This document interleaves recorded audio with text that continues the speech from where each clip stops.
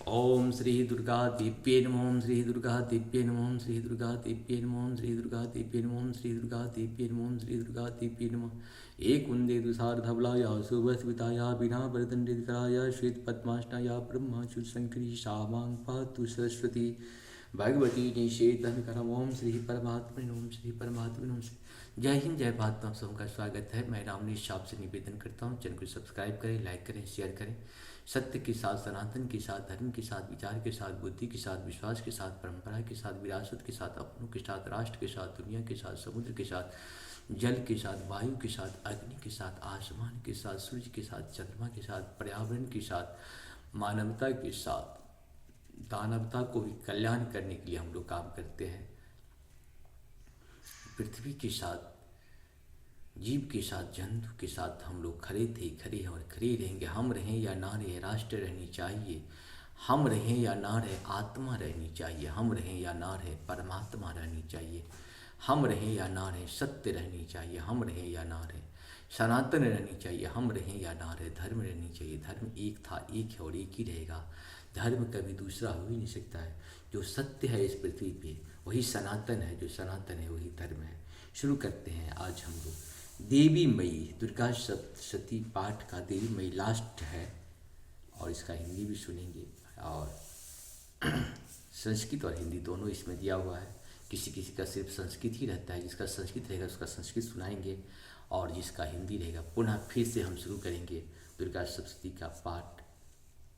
कोशिश करेंगे कि सारे पाठ एक ही जगह हो जाए, मतलब एक श्लोक का या एक जो है अध्याय का एक जगह रहे पाठ करके।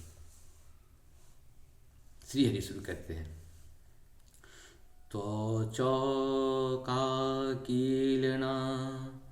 अस्तुरुम्बिके सकल सप्तमयी कीलते तनु निखिल मूर्तिषु मे भव धन्यवयो मनसि जासु बाहिर प्रसरासु च इति विचिन्त्य शिवे सामिता शिवे जगति जात मयत्न वसादीदम् अस्तुति